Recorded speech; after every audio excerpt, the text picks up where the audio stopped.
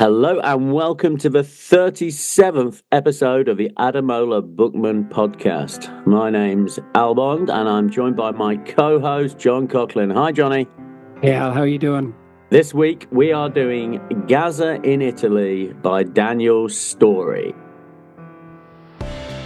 Signore will take the free kick. Gascoigne, yes, he's got it! His first goal for Lazio comes 3 minutes from the end of the Rome derby.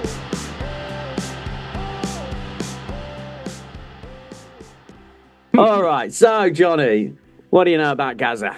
Well, we've talked a thousand times about how you're that little bit older than me, and Gazza was I kind of started watching football after Gazza was good. So I never got the Gazza as a good player kind of years. I started watching when he was in Italy, actually, really. I was watching football when he came back to Rangers and when he was playing for Middlesbrough and things like that, when he wasn't very good. But I didn't see him for Spurs, so I never caught the real magic of it. How good was he? I missed his glory years. I mean, they were the late 80s, early 90s. We didn't have there was no Sky back then. So, yeah, you didn't see much of it. And I think more than anything, reading this book is realised that his talent was obviously undeniable. I mean, he's described as the greatest footballer of his generation by Alex Ferguson, but there's no denying that talent was sporadic, right? It was on and off. And basically, after the knee injury, I mean, it's just so bits and pieces, isn't it? His whole career is just moments here and moments there. How much do you remember of World Cup 1990? Certainly outside of England, that is my formative. Outside of Forest, that is my formative football watching. Yeah, I watched all of 1990. That's when you came online in a football memory sense. Yeah, that's when I started to really, feel pain in football. Other than my brother being born in 1989, the World Cup in 1990 is my first memory. I was 6 as well. I should probably have more memories, but I don't. I mean, that's quite interesting. I think my first memory is putting a staple through my thumb at about 3 years old. But you never know, do you? It could all be false, couldn't it? I once stapled my thumbs together. Oh, you did? It was wildly painful. Yeah, my mum soothed me by putting me in front of the flumps. You remember the flumps, Johnny? I bet you don't. Maybe I saw them before I was 6. Okay. Good answer. Anyway, so, yeah, I mean, you saw the magical moments with Gazza, but what he certainly was, the other day we did the Duncan Ferguson book where the author has the audacity to suggest he was like the most significant and controversial footballer of his generation. Well, he wasn't. That was Gazza, right? Gazza was the most famous English footballer until Beckham. Yeah, so there's a lot of talk about this Gazza mania. Was he the first, George Best was from Northern Ireland, so he was a good bit earlier, but was Gazza that first kind of media darling, if you want, of, that kind of football as celebrity in England? Yes, I'd say so. I mean, the other significant footballers before him, it was like, Captain Marvel, Brian Robson, but he didn't really have any significant personality. Chronic alcoholism, but other than that... I mean, there was also Lineker, who was very white bread at the time, John Barnes, who was significant, but really not a media presence also, other than like Isotonic Lucozade Sport. But Gazza, he absolutely was the media darling. And Daniel Storey looks into that. I mean, he says at one point, before 1990, the enduring image of an England player would be like Terry Butcher with blood dripping down his face, a big blood-soaked bandage. And, it's a great look, no question at all. But Gazza was like a young man, good at football, a proper lad, hard drinking. But then he also cried. He also cried on the television. He cried tears of self-pity. And that's, the author posits that this really was the beginning of a new man. The new man phase we heard all about in the 90s. But yeah, someone who was a cool footballer, a tough guy your mates could respect, but there he was sobbing away on television, feeling sorry for himself. It is an enduring image, and I think it was a seismic moment for football, certainly in England. So that kind of ponce would be totally out of fashion now again. Well, that's it. I mean, who do we see crying on a football pitch now? Cristiano Ronaldo. He doesn't get the same sympathy, does he? Everyone jeers and laughs. But yeah, but the manosphere would have no truck with the likes of Gazza. Oh, no, crikey, no. Well, that's it. Poor Gazza. It says here that semi-final game was watched by 26.2 million people in England, which at the time was more than half the population. That is a lot of people watching you cry for getting a silly booking. That is a lot. I mean, it really must have had a big effect on everybody. So the import of the crying and the booking was he'd missed the final. Yeah, absolutely right. Yes, that's it. He received his second yellow card. So if England were successful, he wouldn't be able to play in the final. And as he says, this was the best time of his life. He couldn't believe it was ending. It's not how Roy Keane dealt with it in 1999. No, there's more than one way of dealing with it. But Gazza's Gazza, isn't he? And that's what he was. Salman Rushdie said, "Has anyone ever before become a national treasure just by crying on the television?" And no, I don't think they had they? When Salman Rushdie is weighing in on things, you're dealing with a kind of a figure of a particular kind of cultural heft, Yeah, he doesn't comment on like Peter Crouch's latest antics, does he? Like, not so much. Not so much. Gazza really was. Yeah, he was. Terry Wogan, when he described him as the most famous and the most popular man in England. Yeah, and I think that probably would have been true at that time. Yeah. Okay. Well, then let's just dive into this book.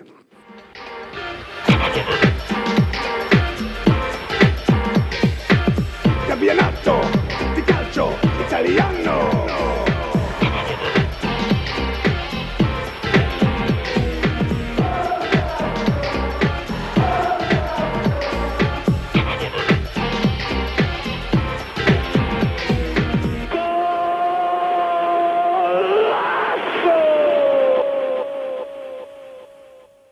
Very much the earlier part of this book, they set the scene with the whole World Cup 1990 hysteria, Gazamania. But maybe the most interesting thing, did you know this, that Margaret Thatcher considered removing England from the World Cup for fear that they would tear the place apart after all of the problems of the 1980s? Had you heard that before?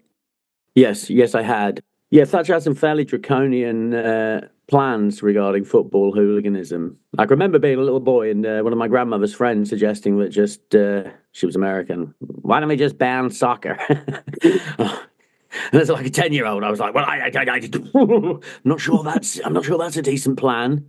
But yeah, imagine the uproar if they just pulled them out of the World Cup, and how counterproductive that would have been. As really, that was the beginning of a solution to the problems of football in the 80s. Absolutely. I just happened to listen to the Rest is History's episode on The Beautiful Game, in which they had Jonathan Wilson on. And they talked exactly about that, how 1990 was this massive kind of sea change, I suppose, for the image of football and football followers from England. And suddenly, you had this Taylor report after Hillsborough, and well, I guess what they started doing is they started increasing the price of tickets, really, ultimately. But suddenly football, as this kind of thugs game, was replaced in the public's image with, opera and holidays in Italy. Yeah, it's lovely. I mean, yeah, Nessun Dorma did a whole lot for football, I think, all by itself. Yeah, it's astonishing. I mean, the change, they charged more for tickets, and that resulted in attendances going up. Yeah, you'd think it was counterintuitive, but incredibly effective. Yeah, 1990 was, the beginning of that, when the footballers became real household names, and none more so than Gazza. We say it's a book. It's a very short book. What is it, even 100 pages long? Well, I listened to it, of course, because it was available on audiobook, and it's about football in Italy, and I had the additional treat of it being read by James Richardson from Gazzetta Football Italia. Yeah, it's the only time I've actually been jealous of you listening to the audiobook version. Yeah. That's not true. You said you were jealous when I listened to Martin Keown doing impressions of his own father. The moment it came out of my mouth, I knew you were right. Yeah, absolutely. That is, but yeah, I had to hear the book in my own stupid voice as opposed to lovely James Richardson's voice. But I there's didn't more read it in, aloud. I read it in my head. but there's more in this book. There's more in a single page of this book than there is in all of the Milner book. It's lovely. It's really well written book. It's like obviously well narrated because it's AC Jimbo, and it's just brilliant. It's just a brilliant book. This. Well, isn't it just? Absolutely. Yeah. It tells the story of his time in Italy. It doesn't ask to do more than that, but it does exactly that. And what's more, it gets a bunch of fun anecdotes in as well. Like, there's some lovely Gazza stories here. Yeah, I mean, yeah, I don't want to jump ahead to the end of the podcast, but yeah, this is good. If you have any interest, and I learned so much. I knew of Gazza's time in Italy, but I didn't really know what went down, and now I do. It's excellent. Well, no, I think rule number one for these books, and this is where James Milner and Mark Noble went wrong, just have an interesting protagonist. They should have picked someone else to write their books about. Yeah, Mark Noble's autobiography should have been about Paolo Di Canio. But Yeah, there exactly. you go. Okay, but the 1990 stuff, just right out the gate, this stuff is fun. So the lads are in Italy. Bobby Robson, lovely Bobby Robson, classy Bobby Robson is the manager. He's trying to get them to, be calm and relax and not be a bunch of boozing maniacs. And then Brian Robson breaks his toe in some horseplay in the bedroom one evening in the training camp. And then later on, Gazza breaks his toe diving into a swimming pool. Yeah, there you go. Some pretty rough horseplay there with those lads, I would imagine. Blind drunk, I'd imagine, too. I mean, I guess we must have roughhoused, but I never feared for my toes at any point. The whole Gazamania stuff, I didn't know that. There was quite so much hysteria around Gazza. I mean, I have to be honest, Johnny. I went to a private school. It was a rugby school. So I'm not sure how much hype I was exposed to, frankly. I mean, I missed out a lot of this because there's a lot of talk about the Football Italia show. And I'm sorry, I used to go to school on a Saturday morning, like awful private schools. So I missed out on all of that. The whole of the Italian football phenomenon is kind of a mystery to me. I only got into it a bit later with your likes of your Batigol, but I never saw any of this Gazza stuff. I don't think I ever saw Gazzetta Football Italia. I definitely watched it. And I remember I would watch the magazine show, but not so much the matches on the Sunday because they were a bit boring. Yeah. Oh, wow. There's some statistics about Italian football there. Yeah. So Italian football, famously Catenaccio, the defense above all. There's a famous Italian quote saying like the perfect game of football ends 0-0 because there's been no mistakes. Okay. But anyway, yeah. So unquestionably, Italy was the premier European league at the time. I mean, like the players in it. It's unparalleled. No one came close. But they're saying, and the year that Napoli won the league, and that was Maradona's Napoli, they scored 41 goals in 30 games. Is that right? And they were the leading scorers in the league. Oh, you bandit. No one scored more than them. No one teams. I mean, nowadays, Haaland gets 41 goals by himself. Wild. There was all this interesting stuff. So Gazza goes to Italy as Sky are coming into the Premier League, right? So that's the other thing. You've got Italia 90, but then you've got Sky reinventing football. And they brought out posters all over the country advertising the Premier League. And at the same time, Channel 4 bought the rights to show Serie A. And everywhere in England that Sky put up a poster advertising the Premier League, Channel 4 put up a poster saying, on Sunday, watch the world's Premier League. And your man Daniel Storey says in the book, there were 4 times more people watching Italian football in England on Channel 4 than there were watching the first league of the Premier League. 4 times. Now, that took me by surprise.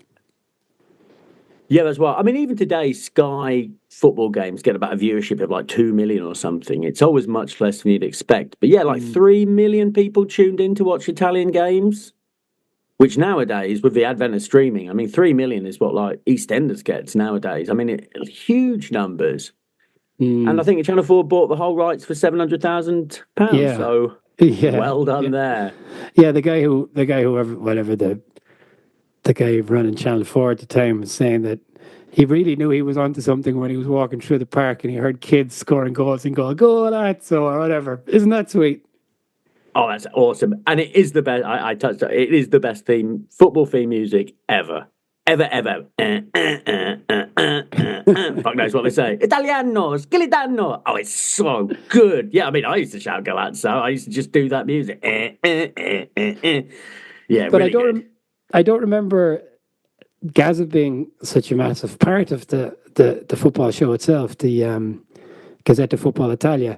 So the original plan was for Gazza to host the show. Worked out pretty well for AC Jimbo, really, didn't it? It just seems laughable now, doesn't it? With everything we know, like, oh yeah, maybe Paul Gascoigne would be a good host. So no, yeah, AC Jimbo. Well, he did the whole world a favour by giving us James Richardson. But he sounds like it was a pretty good sport, right? He'd turn up and do all the daft things they wanted to do for the show. And he brought some friends, brought Lombardo. I thought that was classy. I actually do remember the Lombardo stuff, I think. So if I just, if I may just step in very quickly. So after the 1990 World Cup, the Italian League decided they wanted to bring some English players over to the Italian League. And so they sent a conglomeration over. And it was, on the English side, it was headed up by Jeff Powell, the Daily Mail dickhead sports journalist. You know who Jeff Powell is? He is the absolute worst. He is the one who'd be like, England sold its soul by appointing Thomas Tuchel, a German. He is just the worst. He's old now, and they only like wheel him out for the real hit pieces, like the horrible Daily Mail patriotism stuff. But yeah, Jeff Powell is a scumbag. But he was the one who was sort of responsible for bringing not only Gazza but Des Walker and David Platt to Italy. Yeah, so thanks for that, Jeff. Or Des. There was an interesting kind of backstory, right? So Spurs were the first team in England to be floated on the stock market, but it kind of fell apart and they needed to raise money, and the easiest way to raise money was selling Gazza. And of course, Spurs had been to the cup final. They had won the cup, Al. Yes. So it was obviously controversial, and it sounds like Gazza very much didn't want to go initially. But then apparently he was enticed by the fact he could try and get back that 1990s World Cup vibe, and that appealed to him. But he was hurt that Spurs were trying to get rid of him. Oh, geez, there's a real kind of pang of kind of the addictive trait there, isn't there? Chasing a kind of a high. Well, that's it. Daniel Storey literally puts it. He chased the dragon all the way to Lazio. Just to put in Italy standing in the game at the time. In 1990, after the World Cup, Gazza came fourth in the Ballon d'Or. And he came fourth to Lothar Matthäus, Toto Schillaci, Paul Bremer, and Franco Baresi. All of them were playing in Italy. It really had the stranglehold on all the top players. So if you really wanted to be the best, you had to go to Italy at the time. So Gazza is going to Italy. Lazio, Milan, and Juve are interested. And Agnelli, the older Agnelli, Okie the father of the other guy. You can't see it, listeners, but I'm rubbing my hands together here like, it's some Gazza stuff. Okay, yeah. So Juventus are interested in signing Gazza, you say? Yes. And Agnelli went to meet him. Oh, yes. Good. What happened, Johnny? So did Paul Gascoigne talk about the prospect of moving to Juventus, what that would mean for his life and his football prospects? How did Gazza react to meeting Agnelli? He put the elderly Agnelli in a headlock. Oh, he did? That doesn't seem right. What did he do then? Well, I can't remember. No, he slapped his bald head. That's what he did. Did he go to Juve in the end, by the way? I don't know. He didn't. Apparently, he was put off by this. The elderly, distinguished chairman of the Fiat Group Didn't like being put Do you in a remember- headlock do you by a remember- 21-year-old Geordie and having his bald head slapped. Come on, Gazza! It's like when Mr. Burns, it's an Homer plays bongos on Mr. Burns' head and drives him around the power plant. It absolutely is like that. I'll tell you, I was looking at the last book, Totti, and I was thinking, Antonio Cassano, you can only try, mate. You can only try, like shriveled old shrew or something, whatever he called his chairman. Come on, you got to fucking put him in a headlock and smack his bald head. Beautiful. But so then going back to the cup, do you remember this tackle he put on Gary Charles? Yeah. I mean, I was at that game. I was sitting at the Spurs end. I got spat on by a Spurs fan. I was Nice. 13 years old. I remember it very much. And I remember, like, when Gazza got, like, stretchered off, sort of like low-level cheering, and my dad trying to keep me quiet, like, because I couldn't be cheering Gazza going off injured. But, of course, it didn't work for us. Naeem came on and played well, and we lost. Fucking Des Walker. So the whole thing is lined up. He's going for, is it 7.5 million? Or was it more? Yeah, 7.5 mil. So he gets injured. And I guess the other thing that kind of touched Gazza was Lazio really stuck by him. So that was a cruciate ligament injury. Yeah, and that was a real career ender. Even that, 30 years ago. Oh, yeah. They took forever to come back from. Nowadays, I mean, I guess it's 6-8 months, right? But you've got a pretty decent chance of coming back. Chris Cohen at Forest, he did one in his left knee, 8-9 months out, came back, did his right knee, 8-9 months out, came back, did his left knee again, and he retired. So heartbreaking. Did you know this Gazza Glenn Roeder connection? That one took me by surprise. No, I did know about that. Yeah, Glenn Roeder was like Gazza's bodyguard. Not bodyguard, like an elder brother figure, right? We keep him in check. When they were at Newcastle. But there was some idea that he was going to go with Gazza to Lazio in some kind of coaching capacity. But then Gazza aggravated and re-injured the knee on a night out. And then Glenn Roeder was like, sorry, Paul, I'm not going to go. He was kind of upset with that.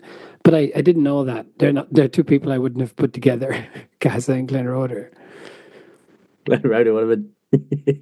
He's a guy, I remember like 15 years ago, like just playing, Forest got a managerial vacancy. Please not Glenn Roeder. Please not Glenn Roeder, the most uninspiring man in football. He's dead now, isn't he? Yeah, but it says here... He's dead now, is isn't he? I think so. Oh, blimey. Yeah, maybe that does ring a bell. Yeah, it says here, interestingly, that whilst playing at Newcastle, Gazza wasn't really a big drinker and that the drinking only really started in London, which is a shame. Well, He it's a also big shame. says Yeah. he only likes sweet drinks like pina coladas. What's the drink he drinks? It's a real, it was real nice. It was pina Pina colada. coladas. So remember when we were really trashing Matt Letizia for drinking Malibu and Coke? That is just square. Pina coladas, on the other hand, the guys are doing that. That's very cool. Yeah, it's different, isn't it? Pina colada, that's a holiday. Oh boy. Malibu and Coke is like a slapper at a nightclub in a provincial town. Different. So he goes, Lazio stand by him and he goes to Italy.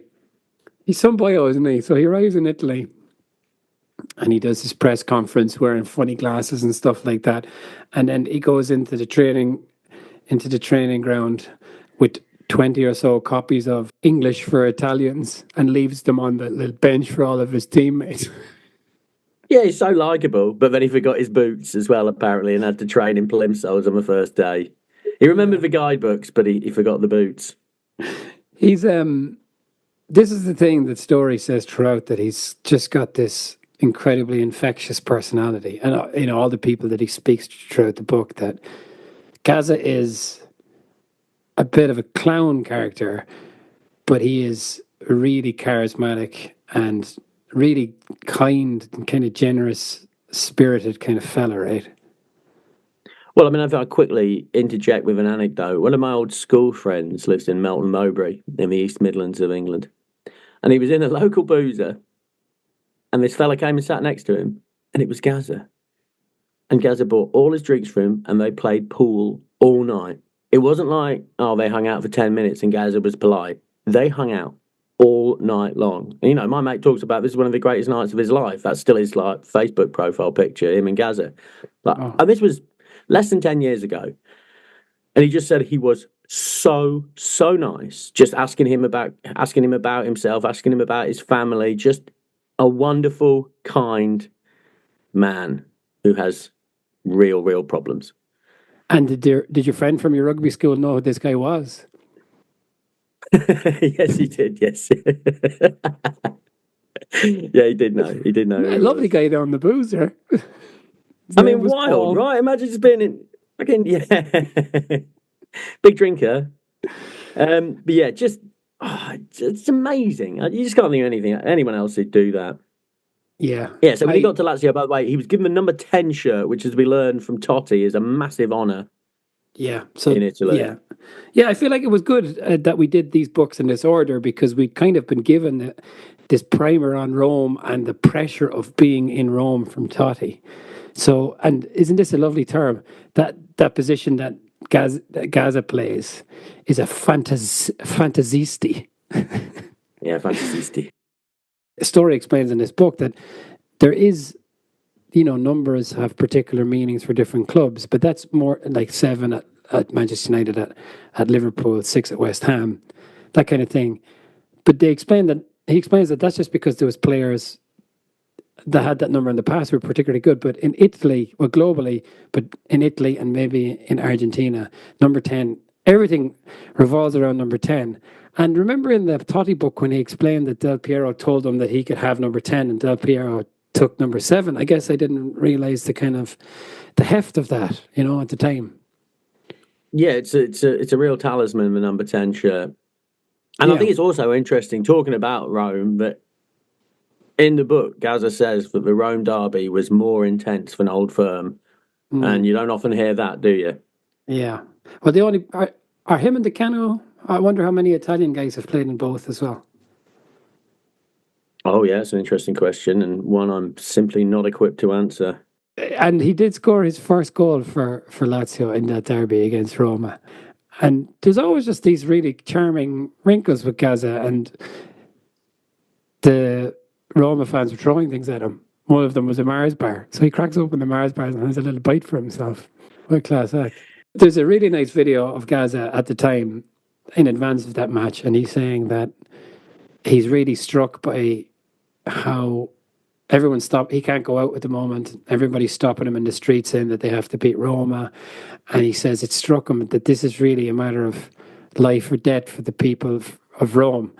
And I just hope I'm still alive next week, which is really nice, I thought. But yeah, okay. That goal against Pescara, woof, that's Maradona Messi level stuff, isn't it? It sort of is. I don't know, it just looks... I watched it, and like Storey talks about it as being his greatest goal. It looked like they're playing on a fucking cabbage patch. It's so ugly, the ball, and it sort of bumbles and stumbles and scuffs off him a bit. I'm not saying he didn't... It's not his best goal for me, brother. No. He scored one in the FA Cup against Cov or Wimbledon. That was better. And obviously the free kick against Arsenal was better. And obviously the goal against Scotland was better. No way is the goal against Scotland better. Fuck off, Johnny. What are you talking about? That's the greatest goal ever scored. Yeah, but that was just because of what it meant, where it was, and all those things. This goal in itself is okay. Pescara. Am I familiar with Pescara in any other sense? No. But is that team is literally called like Fishy, right? I mean, is that... Let's talk about that Gazza goal against Scotland. I watched that actually in Melton Mowbray, where we were just talking about around my friend's house, and prior to Gazza sticking that goal in, my bare arse had been on my friend James Veach's Scottish face after they missed the penalty. But they held him down with a bare arse on his face, and then like 30 seconds Gazza scored that goal. It's like, we're in heaven and you're in hell. Lovely. My bare arse. Lovely stuff. That's kind of Gazza-esque behaviour, really, isn't it? Well, I was a teenager. We're all Gazza then. Here's a nice little fun story about Gazza. So when he went to Lazio, he was appointed 2 bodyguards, Gianni and Augusto. And one time they were outside his hotel room and they heard a scream, and they ran in, and there was Gazza's shoes by the balcony, and he was gone, jumped over, and they were worried. And then there was Gazza laughing away in the bathroom because they thought he was dead. And so they stuck a gun in his face and told him not to do it again. So that's nice.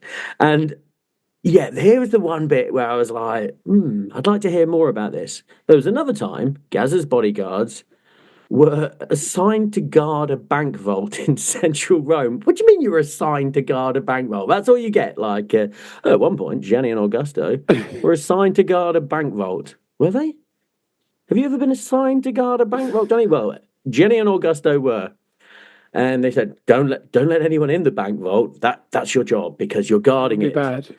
Yeah, absolutely. Definitely don't let a crazed Geordie in there. Anyway. Gazza, can I go in the bank vault? No. Can I go in there? No, I won't touch anything. Go on then. And then, of course, apparently he's throwing up the cash like he's Scrooge McDuck. Why did they let him get in the bank vault? Because he's a man impossible to dislike, a gentle, vulnerable soul. It was around this time as well where he was in a restaurant and he couldn't convey what he wanted to order. So he jumped into a lobster tank and extracted a lobster. You've never done that? This is the beauty part here, Johnny, because you get there's lovely anecdotes. Yeah. Oh, Roberto Di Matteo, why don't you just put your hand in have you got any spare change? Oh, yeah, I'll just see. Oh, live snake's in my pocket. He put a live snake in Bobby Di Matteo's. Yes, please. Who didn't like him? The Germans. The Germans didn't like him. Karl-Heinz Riedler, the bastard, and Thomas Doll, I don't remember him. I wonder why they didn't like him. One day, he didn't come to training. The team were leaving on a bus. Oh, there's a motorbike. It crashed. Oh, there's a man underneath it. It's Gazza. He's covered in blood. No, it's Gazza under a motorbike covered in ketchup. Come on. It's the stuff, isn't it? Here's another one, Johnny, because they come thick and fast. So this is the story told by Kazaragi. They were on the team coach. They were going to an away game. They entered a long, dark tunnel. In said tunnel, Gazza removed every item of clothing that he had and was sitting next to Dino Zoff. Dino fucking Zoff! And waiting for him to notice that he was just completely naked, which he did. And Zoff liked him. Dino Zoff liked him. I just found this incredible. He gave him the captaincy at one point, which is... Yeah. Wow. Really? Yeah, Zoff really did like him. And it was reminiscent of Cantona because... the person that Gazza really had most affection for, the manager that he responded to most was Bobby Robson. And Bobby Robson just, it's that kind of, he treated Gazza with kind of a lot of, whatever. He was kind to him, I guess, ultimately. And Zoff was maybe a little bit like, a bit more hot and cold. But ultimately, he was very charmed by Gazza. Yep. Another time, come to dinner. I'm not ready. Come now. He came to dinner naked in a restaurant. One time, Sepp Blatter visited. Sepp Blatter visited the Lazio training ground. Gazza put on a Santa suit and introduced himself to Sepp Blatter. He once ran over a Lazio fan in his car. Another time, a youth player was getting a cup of tea for Manzini, who had some role at Lazio. He shot the teapot with an air rifle. Man, he needed something to do, old Gazza. Oh, and here's the other one, Cragnotti. And this is the saucy one. Cragnotti, who was the chairman of Roma, Lazio, is that right? Yeah, exactly. Yeah, he approached him on at a club function. Tua figlia, grande tette. Your daughter has big tits. Well done, Gazza. Well done, sir. And he didn't like that. He didn't like having his daughter sexualized. Unbelievable. But the thing that got him in trouble in Italy is the burp. Did you know about the burp? Yeah. I didn't know about the burp, but I do now. I've watched the burp. Me too. The burp that went around the world. So he's debated in Italian Parliament. Yeah, in Italian Parliament. He's injured for Lazio, Juve. And some journalist puts a microphone in front of his face and asks for a comment, and he burps just as he walks by. It seems that they overreacted to that, I think. I mean, absolutely right. I mean, I have been the recipient of some pretty disgusting belches in my time. Like the same young man whose face was on my arse, oh mate, he like literally made me puke sometimes with his. Yeah, this was just a little belch. It was that. It was over and done in half a second. I mean, my mate could keep him going for about 10 seconds with all the accompanying disgustingness. So, yeah, I would say that was an enormous overreaction. An enormous overreaction. Yeah, but the kind of tide started turning for Gaz at this point. Then a few things happened at once. So he does this burp on television, and Italy is absolutely outraged. Then he punches a journalist on a plane, and this guy threatens legal action, but it never happens. Then he punches another. Punches him in the balls. Just let's get that right. Just punches genitals in the book, but yeah, in the balls. Punches the first one in the balls. Then he punches another fella outside a shop, and that one did go to court. And what was really, quite sad, I suppose, was this part where his phone was hacked at this point by the Mirror. Like he became paranoid, and he was convinced that he was hacked. And apparently this really aggravated his alcoholism, and it made him, drink a lot because he was so stressed out about it. But it wasn't until 15 years later, and he says in court that it had ruined his life. But anyway, all these things were happening once, and then the other, he's sent off in pre-season. He's putting on lots of weight. He's coming back. He goes on these crazy diets, just drinking water for like 4 days, and like loses a pile of weight in a few days. No. It's not that crazy, Johnny. No. Go on. There's a lemon in the water. Oh, and that's right. A little bit of maple syrup for energy. Yes. And on the third day of the diet, he has a chicken sandwich. And it works for him. Yeah. So it's not just water. There's a bit of lemon in there and maple syrup for energy. But isn't this one sad? They send him off to the Amalfi Coast to kind of, for whatever reason, at some point. And he goes off and he goes on a bender and he comes back really heavy. I told you not to send me on a holiday, Signor Zoff. That's sad. Yeah. Story likens him to Lenny from Mice and Men, which is always the thing. The poor lad, he just can't help himself. I think that's true, right? He goes away on holiday and he gets in holiday mode. And at that point, he just can't turn it around because he's an alcoholic. Yeah. But it starts going wrong on the field. This is a bit of a theme sometimes in these books. Injury precipitates other kind of things in people's lives. But he does get injured. He gets hacked down against Roma, and he starts missing games, and he's in and out. He's in and out of the team. Yeah, and all these things are happening. In that second season, he only plays 1,300 minutes total throughout the season, so way less than half the time. He was still the Panini Player of the Year. Oh. Yeah, he was. Yeah, I know. Mad with all that competition, and he was the most demanded Panini sticker. And he's having a tough time. His partner Cheryl is over, but they're having problems. And then Cheryl kind of goes back to England, and she's replaced by Jimmy Five Bellies and Cyril Martin. What could possibly go wrong? Of all his pranks, this is the best one, right? So apparently he booked Jimmy Five Bellies' ticket to Rome from Newcastle. I mean, this is so fucking good. But that ticket, the plane ticket, went via Cambodia.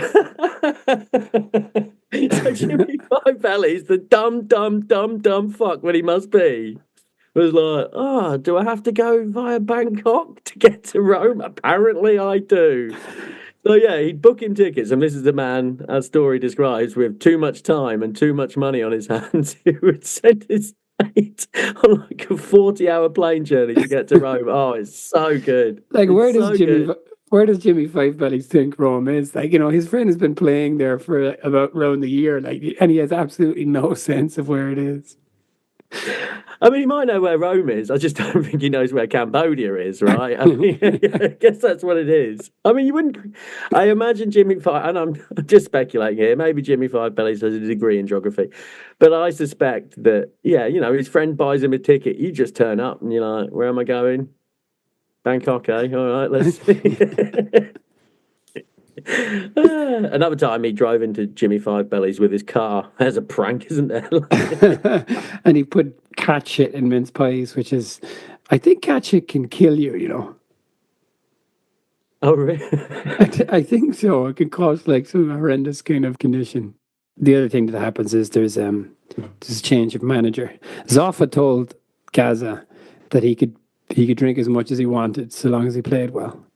And Story kind of explains that so long as results are good, no one really gives a shit about your alcoholism. It's only when things kind of aren't happening on the field. So at some point I laugh, but it's pretty sad. Like Brian Robson checked, it was Gazza into rehab when he went to Middlesbrough in the future after Gazza drank 32 shots of scotch. Just 32? You thought there was a 32. problem? Bloody nanny state. 32. Yeah. I mean, it is sad. And this is it. When he's left to his own devices, Gazza, he hasn't got a friend. He just turns to drink. And It's it very says depressing. they don't talk about it in great detail because maybe he doesn't have the information. But Gazza had a kind of a physically violent mother. So there's Story mentions that Gazza would weep when he talked about when his father was ill. So he had some deep-seated issues. Obviously, this poor man. I mean, I'm just straying very quickly. I once watched this documentary, and do you remember Gazza went to play out in China? He went to play out in China when he was in his late 30s. It's a Right. real Hail Mary. And he wasn't in like one of the big cities. It was the most depressing thing I've ever seen. Gazza was just sort of sat there by himself. He went to a snooker hall in China and would just play snooker, and he was just waiting for his dad and Jimmy Five Bellies to get there. It was so depressing. He just sort of sat in his room, went to training, couldn't speak to anyone, and then just went and played snooker for hours, for endless hours, just all by himself in China.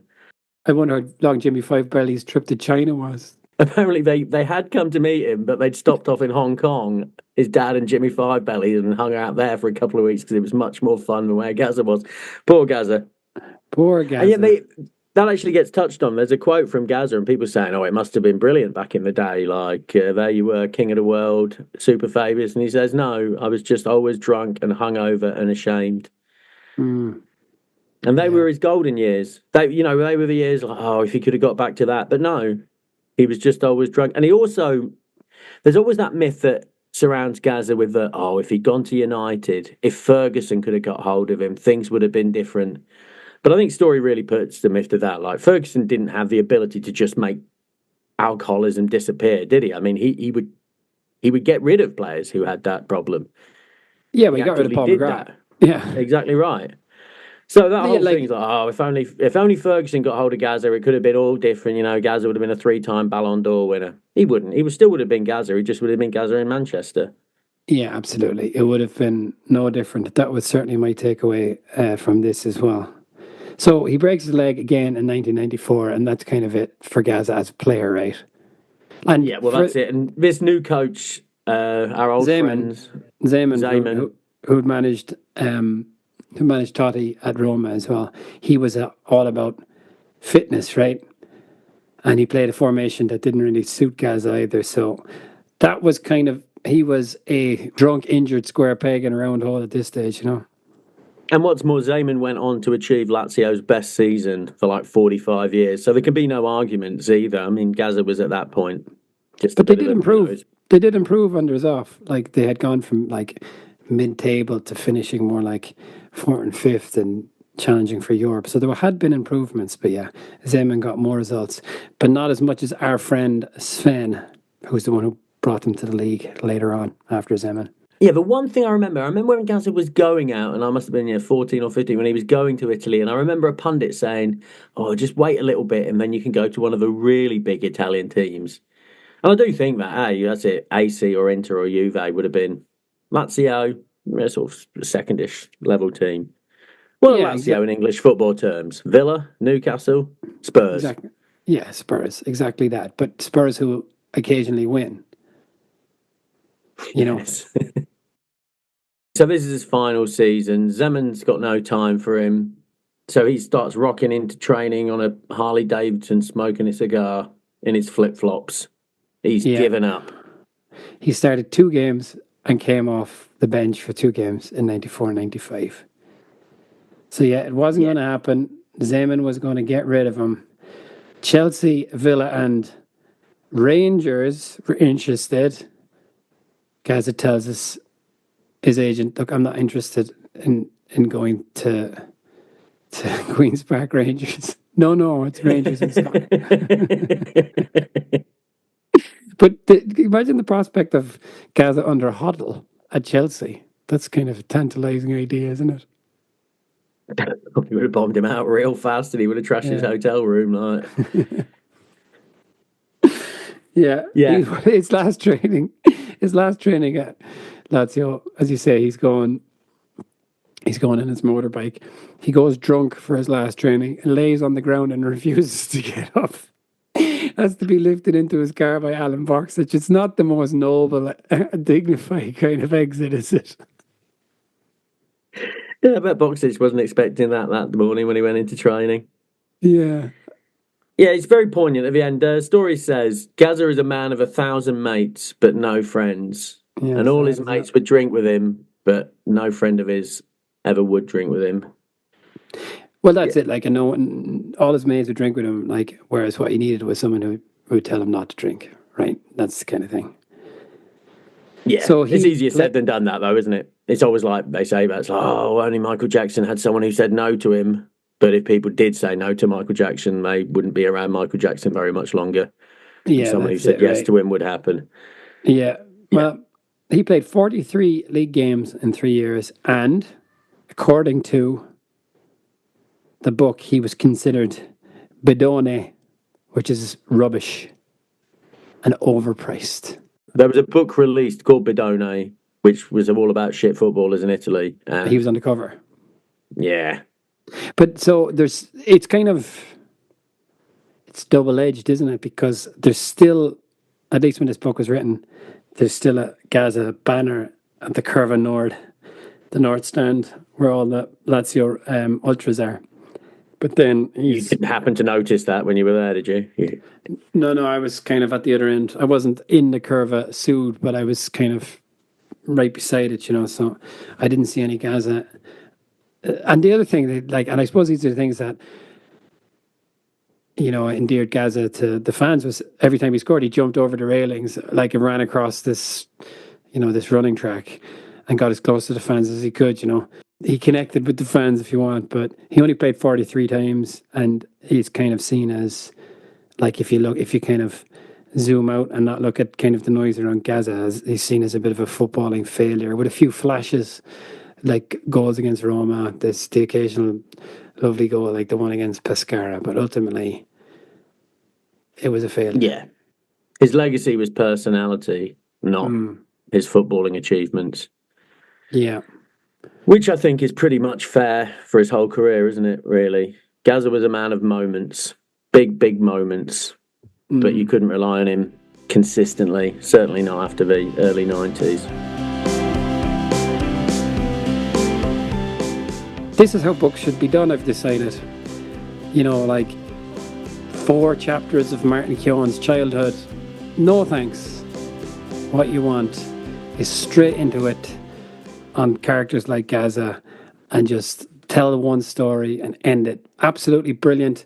Story was like great turns of phrases. It was really nostalgic. It was really nicely written. There was like great quotes, great stories. Read by AC Jimbo. Yeah, I love this. I think it was 2 hours long as an audiobook, but it was brilliant. It was brilliant. Absolutely. This was a story I didn't know the whole story of. 2 hours reading later, I do know the whole story of. And I'm happy to tell you can buy this book for less than £2 on Kindle. And I would absolutely recommend it. If you have any interest in Gazza or any interest in Italian football in the 90s, this is brilliant. So how many snakes in the pocket? I'm giving this 4 snakes in the pocket out of 5 snakes in the pocket, Johnny. It's an excellent book. Excellent book. As you say, 2 hours reading. There's absolutely no filler here. It's just facts, information, that's a tautology, and funny anecdotes. Yeah, there's just so much to like about this. And the main thing to like about it is Paul Gascoigne. Yeah, absolutely. I feel sympathetic towards Paul. 4.5 snakes in the pocket from me, I think. Yeah. Excellent book. Excellent book. They should Go all be read like it, folks. this. Well done, Daniel Storey. You should go and teach that bastard Cian Ballaghy how to write a book. Yeah, here you go. It's all about brevity, Guillaume. It's all about brevity. I mean, that's it. I really do feel I know as much about Gazza from reading 2 hours as I do about Messi or Ronaldo from reading like 25 combined hours about them. Yeah, well, to be fair, in defense of Ballaghy, I guess Messi gives doesn't give much up, does he? Gazza, it's all plastic tits out, isn't it? Like he's there. It's not really a cult of. Can you remember one funny anecdote about Messi? One funny thing he's ever done? I can't. Like No, absolutely not. And if you ever did a funny thing, it was scripted and for money. Yes, it is. Yeah, he's never removed his clothes in a dark tunnel. Yeah, okay. Fucking magic. I loved it. All right. And what's up next? I think we've got the 3 Lives of the Kaiser. Yes, absolutely. We're moving back to Germany now. And I'm interested in Beckenbauer. Again, this is a figure I know only really as one of the Mount Rushmore of footballers. But actually about his playing career, I don't really know a great deal at all. The 3 Lives of the 3 Lives of the Kaiser was called. We will be back next week with Injury Time, where we're talking about footballers with drug bans. Drug bans. It's a world I know nothing about, Johnny. Okie dokie. Well, thank you very much for joining us. All right. Thank you very much, Al. And I'll see you next week.